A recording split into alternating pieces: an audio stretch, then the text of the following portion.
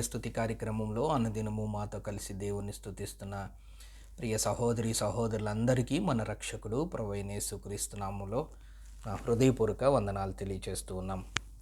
నేటి ఉదయకాలమందు మన స్తుతి అంశం సంతోషముగా ఉండుడి. మత్తయి సువార్త 5వ అధ్యాయం 12వ వచనాన్ని చదువుకుందాం. సంతోషించి ఆనందించుడి, పరలోకమందు మీ ఫలము అధికమగును. ఈలాగున వారు మీకు పూర్వమందుండిన ప్రవక్తలను హింసించిరి. ప్రియ సహోదరి సహోదరులారా, యేసు ప్రభు మనకిచ్చిన ఆజ్ఞలు అనే అంశాన్ని వరుసగా ఒక్కొక్క మాటని జ్ఞాపకం చేసుకుంటూ, దేవుడిచ్చిన ఆజ్ఞల్ని ఒక్కొక్కటిగా గుర్తు చేసుకుంటూ ఆయనను స్తుతించుతూ వస్తూ ఉన్నాం. యేసు ప్రభు వారి భూలోకంలో ఉన్నప్పుడు అనేక బోధలు చేశారు. ఆ బోధల్లో ఆయన నమ్ముకున్న బిడ్డలకి అనేకమైన ఆజ్ఞలను దయచేశాడు. అట్టి ఆజ్ఞల్ని మనము జ్ఞాపకం చేసుకుంటున్నాం. ఇది మన అంశం. అందులో భాగంగా నేటి స్తుతి అంశం సంతోషంగా ఉండండి అని దేవుడు మనల్ని కోరుకుంటున్నాడు. వాస్తవమే, ఎందుకంటే మనకి దేవునికి మధ్య ఉన్న సంబంధం తండ్రి పిల్లలు.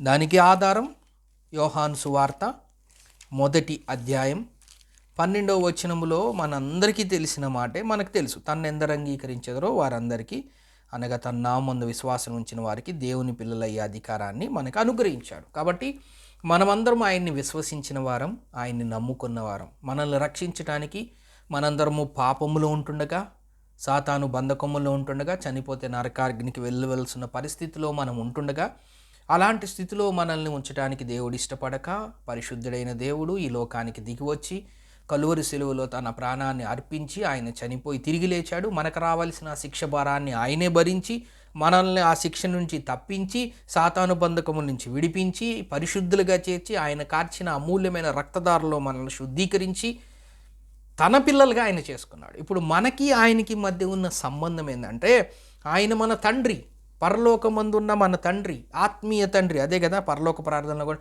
పరలోకమందున్న మా తండ్రి. దేవుడు కూడా యేసుక్రీస్తు వారు అనేక సందర్భాల్లో పోషణ గురించి చెప్తూ, పరలోకమందున్న మీ తండ్రికి ఇవన్నీ మీకు తెలుసు, మీకు ఇవన్నీ కావాలని పరలోకమున్న తండ్రికి తెలుసు. ఆకాశ పక్షులను చూడండి, అవి విత్తవు కోయవు, అయినా వాటిని పరలోకమందున్న తండ్రి మీ పోషిస్తున్నాడు. కాబట్టి ఆయన మన తండ్రి. తండ్రి ఎప్పుడు తన కుమారులను, తన పిల్లల్ని సంతోషంగా ఉండాలని ఆయన కోరుకుంటాడు. సంతోషంగా ఉండాలనే ఆయన ఆలోచన విధానం. తన పిల్లలు ఎప్పుడు ఏ ఇబ్బందులు పడకూడదని, ఏ బాధలు పడకూడదని, ఏ కష్టాలు ఏ శ్రమలు పడకూడదని, ఏ దుష్టుల బారిన పడకూడదని, సంతోషంగా ఆనందంగా ఎల్లప్పుడూ ఉల్లాసంగా ఉన్నత స్థితిలో, ఆశీర్వదించబడిన స్థితిలో, అభివృద్ధి పొందుతున్న స్థితిలో ఉండాలని కోరుకుంటూ ఉంటారు శారీరక తల్లిదండ్రులు.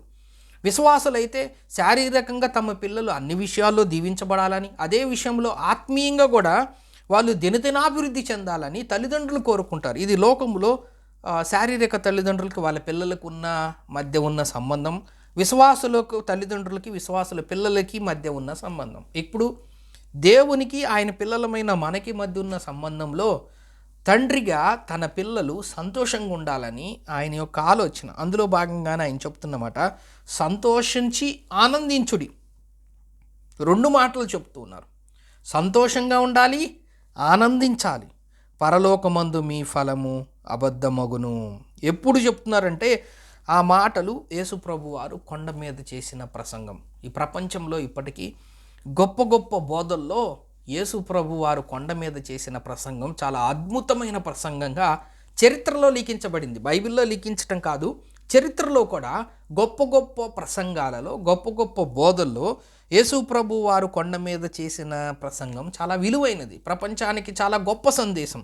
గొప్ప గొప్ప నాయకులు అనబడిన ఈ లోకంలో వాళ్ళు కూడా వాళ్ళు యేసు ప్రభు వారి గురించి చెప్తున్నప్పుడు, మనం ఈ లోకంలో ఒక మనిషి ఎలా జీవించాలంటే, యేసు ప్రభు వారు ఈ లోకంలో జీవించినప్పుడు కొండ మీద ఆయన చెప్పిన ప్రసంగం ఉందే, ఆ ప్రసంగం కనుక మన జీవితాల్లో, మన దేశాల్లో, మన పట్టణాల్లో అది అవలంబిస్తే ఎటువంటి దాన్ని ఏమంటారంటే తప్పుడు పనులు ఏవి ఈ లోకంలో ఎవ్వరూ చేయరంట. మనుషులు చేయరు, సొసైటీలో సమాజంలో కూడా అసలు తప్పు అనే, దొంగతనాలు అనే ఇలాంటి ఏమీ జరగవంట. కారణం ఏంటంటే యేసు ప్రభు వారు చేసిన బోధలు, ఆ బోధలో ఉన్న మ్యాటర్, ఆ బోధలో ఉన్న విషయాలు, ఆ బోధలో ఉన్న ఆజ్ఞలు అలాంటివి. మరి ఐదో అధ్యాయం మొదటి వచనంలో ఆయన జనసమూహములను చూచి, మనం మాటి మాటికి దేవుడిచ్చిన ఆజ్ఞల్లో జనసమూహములుగా చేరి వచ్చిన జనాలకి ఆయన చెప్పిన బోధల్లోంచి మాటలు ఆయన ఆజ్ఞలుగా మనం ఏరుకొని జ్ఞానం చేస్తూ ఉన్నాం.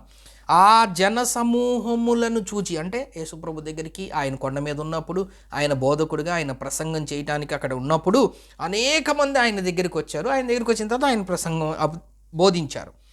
ఆ జనసమూహములను చూచి కొండ ఎక్కి కూర్చుండగా, జనాలందరూ ఇంతమంది వచ్చారు కదా నా దగ్గరికి, సరే ఆయన కొండ ఎక్కి కూర్చొని వాళ్ళతో మాట్లాడటం ప్రారంభించాడు. శిష్యులు ఆయన యొద్దకు వచ్చారు. జనసమూహములను ఆయన చూచి కొండ ఎక్కి ఆయన కూర్చుండగా శిష్యులు ఆయన యొద్దకు వచ్చి ఆయన దగ్గర ఉన్నారు. అప్పుడు ఆయన నోరు తెరిచి ఇలాగ చెప్పుతూ, ఇంకా అనేకమైన ధన్యతలు, ఆత్మవిషయమై దీనులైన వారు, దుఃఖపడువారు ధన్యులు, సాత్వికులు ధన్యులు, నీతి కొరకు ఆకలి కనికరం గలవారు ధన్యులు, హృదయశుద్ధి గలవారు ధన్యులు, సమాధానపరచువారు ధన్యులు, ఇట్లా చెప్పుకుంటూ నీతి నిమిత్తం హింసించబడువారు ధన్యులు అని చెప్పుకుంటూ, నా నిమిత్తము జనులు 11వ వచనం మిమ్మును నిందించి హింసించి మీ మీద అబద్ధంగా చెడ్డమాట పలుకునేప్పుడల్లా మీరు ధన్యులు, సంతోషించి ఆనందించుడి, పరలోకమందు మీ ఫలము అధికమగును.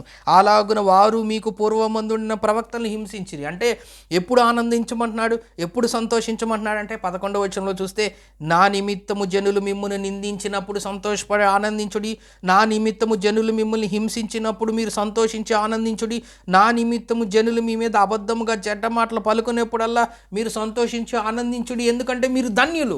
ఎందుకంటే మీ పూర్వమందుండిన ప్రవక్తలను కూడా ఈ లోకంలో ఉండే మనుషులు ఆ విధంగా హింసించారు, ఈ విధంగా వాళ్ళని నిందించారు, ఈ విధంగా అబద్ధంగా చిత్రీకరించారు, ఈ విధంగా చెడ్డ మాటలన్నీ వాళ్ళను పలికారు. వాళ్ళు కూడా హింసకు లోనయ్యారు, వాళ్ళు కూడా ధన్యులుగా ఉన్నారు. మీరు కూడా ఏం చెప్తున్నారంటే, మీరు సంతోషించండి, మీరు ఆనందించండి.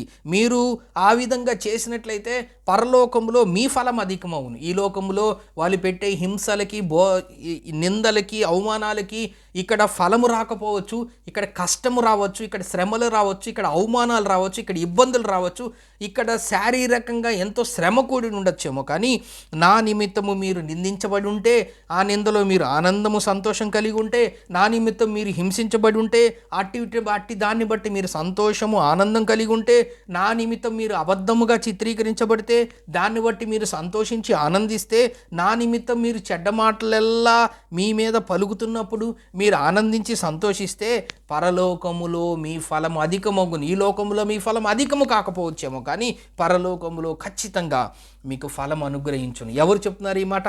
పరలోకము నుండి దిగి వచ్చిన ఆ యేసుక్రీస్తు వారు, మనందరి కోసం తన ప్రాణాన్ని అర్పించి తిరిగి లేచిన ఆ యేసు ప్రభు వారు తిరిగి ఆరోహణమై పరలోకములో ఆయన తండ్రి కుడి పార్శ్వమందు కూర్చున్న ఆ పరలోకపు తండ్రి, ఆ కుమారుడైన దేవుడు యేసుక్రీస్తు వారు చెప్తున్న మాట, నేను ఉండబోయే ఆ నిత్య రాజ్యములో, ఆ పరలోకములో సదాకాలము మీరు అక్కడ మీ ఫలం అధికమవును. ఎందుకంటే అక్కడ ఉండేది ఎప్పుడు సంతోషమే. ఆ పరలోక పట్టణంలో దుఃఖం ఉండదు, ఆ పరలోక పట్టణంలో ఏడుపు ఉండదు, ఆ పరలోక పట్టణంలో ఆకలి దప్పికలు ఏముండవు, ఆ పరలోక పట్టణంలో చీకటి ఉండదు, శ్రమలు ఉండదు, దొంగతనాలు ఉండవు, అసూయలు, మద్దతులు, ఈ అల్లరితో కూడిన ఆటపాటలు, జారత్వము, అపవిత్రత, కామకత్వం ఇలాంటి ఏమి ఉండవు.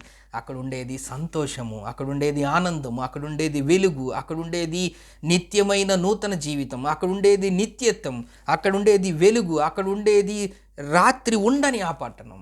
అక్కడ ఆనందము, సంతోషం ఉంటుంది. కాబట్టి నా నిమిత్తము మీరు ఒకవేళ నిందించబడినా, నా నిమిత్తం మీరు హింసించబడినా, నా నిమిత్తం మీరు చెడ్డ మాటలు పడినా, నా నిమిత్తం మీరు అబద్ధంగా చిత్రీకరించినా, మీరు బాధపడకండి, మీరు ఇబ్బందులు పడకండి, మీరు సంతోషించండి, మీరు ఆనందించండి, పరలోకమందు మీ ఫలం అధికమగును అని దేవుడు సెలవిస్తూ ఉన్నాడు. అట్టి స్థితిలో మనం ఉండాలని అనేక మంది బైబిల్ గ్రంథంలో మనకి ఈ చిన్న క్లుప్త సందేశాలు కాబట్టి భక్తుల జీవితాలని జ్ఞాపకం చేసుకునే అవకాశం లేదు.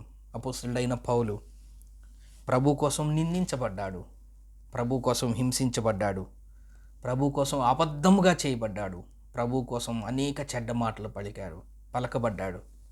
అంటే ఆయన్ని చెడ్డ మాటలుగా చిత్రీకరించారు, చెడ్డ మాటలను ఆయన దూషించారు. వాటన్నిటిని ఆయన ఆనందించాడు, సంతోషించాడు. దానికి ఉదాహరణే ఆయన చెరసాల్లో ఉండి రాసిన ఫిలిప్పీలకు రాసిన పత్రిక. దాన్ని అందరూ సంతోష పత్రికగా అంటారు.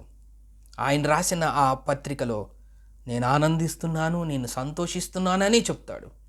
ఆయన ఎక్కడ చెప్తున్నాడు ఆ మాట? ఆయన చెరసాలలో ఉండి చెప్తున్నాడు ఆ మాట.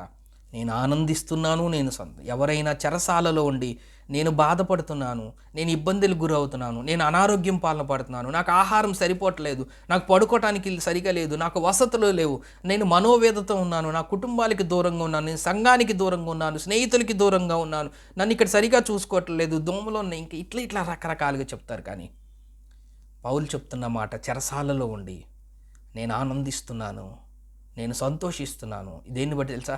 మీరు సంఘములో ఈ విధంగా అభివృద్ధి చెందుతున్నారంటే, మీరు ప్రభు పరిచర్యను కొనసాగిస్తున్న దాన్ని బట్టి, మీరు బెదిరిపోకుండా, భయపడకుండా, దేవుని పరిచర్య చేయకుండా, సంఘానికి వెళ్లకుండా, విశ్వాసంలో లేకుండా, దేవుని కొరకు నమ్మకంగా జీవిస్తున్న దాన్ని బట్టి, సంఘము దినదినాభివృద్ధి చెందుతున్న దాన్ని బట్టి, సువార్త ప్రకటించబడుతున్న దాన్ని బట్టి, ఆత్మలు రక్షింపబడుతున్న దాన్ని బట్టి, నేను చెరసాలలో ఉన్నను, మీరు చేస్తున్న పరిచర్ను బట్టి, మీ సంఘాలను బట్టి నేను ఆనందిస్తున్నానని చెబుతున్నాడు. ఎంత గొప్ప జీవితాన్ని, ఒక మాదిరికరమైన జీవితాన్ని పౌలు జీవించి మనకి మాదిరిగా చూపించాడు. పౌలు నిందింపబడ్డాడు, పౌలు హింసించబడ్డాడు, పౌలు అబద్ధముగా చేయబడ్డాడు, పౌలు అనేక చెడ్డ మాటలకు గురయ్యాడు.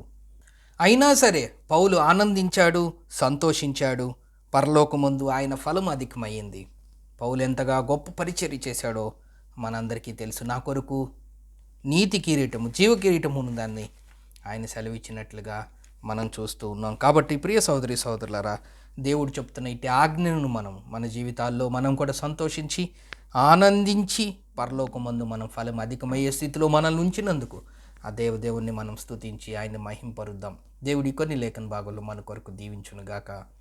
ప్రార్థన చేసుకుందాం. ప్రేమగల తండ్రి, సంతోషించండి, ఆనందించండి అని మీరు మాకు ఇచ్చిన ఆజ్ఞను మేము జ్ఞాపకం చేసుకుంటూ మా హృదయపూర్వకమైన స్తుతులు చెల్లిస్తూ యేసుక్రీస్తు నామమున స్తోత్రం చెల్లించి ప్రార్థన చేస్తున్నాం తండ్రి. ఆమేన్.